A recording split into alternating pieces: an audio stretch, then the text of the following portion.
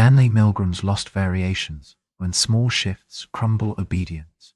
When Stanley Milgram's 1961 obedience experiments shocked the world by revealing that over 60% of participants would administer apparently lethal shocks if instructed by an authority figure, a narrative took hold. Human beings are disturbingly prone to evil compliance. Lost variations that dramatically altered those results. By tweaking seemingly minor contextual factors, Milgram showed that obedience isn't a fixed human trait, but a fragile outcome of specific social dynamics, the baseline and beyond. Key lost variations: Milgram's baseline study, Yale lab. Stern experimenter in lab coat. Learner out of sight produced about 65% full compliance, yet when he changed small elements, compliance rates plummeted or soared. One group Dissent. O variation 2. Additional teachers.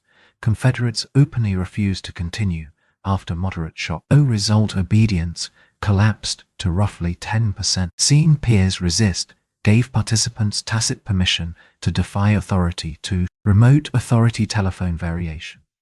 O variation. The experimenter issued orders by telephone rather than in person. O result: obedience fell to about 22%. 5% physical absence of authority weakened its compelling force. 3. Experimenters' attire and status. O variation. The experimenter wore civilian clothes instead of a lab coat. O result. Compliance dipped to 20%. The visual symbol of scientific authority proved crucial. 4. Teacher-learner proximity. O variation. The teacher and learner were seated face to face. O result: obedience dropped to 40%. Close contact with the victim amplified empathy and moral hesitation. Gender of the teacher.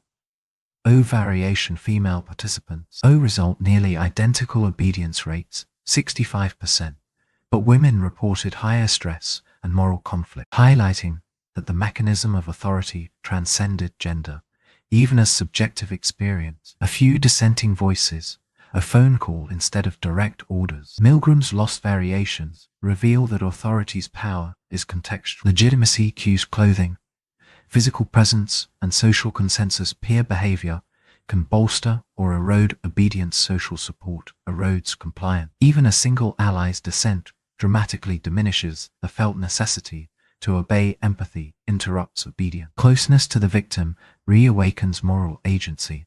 That distance suppresses why it intrigues. Milgram's lost variations instead, they show 1. Plasticity of moral behavior. Under the right condition, most people can resist orders that violate their conscience. 2. Power of social context. Micro-social cues. How many peers comply, how authority is signaled, shape whether individuals see resistance as viable. 3. Lessons for real-world authority, from corporate cultures to military orders. Conclusion: Stanley Milgram's lost variation teach a vital lesson. Obeying authority is not a simple reflex. By exploring scenarios where obedience collapses group dissent, we learn how moral courage can be nurtured or stifled by context.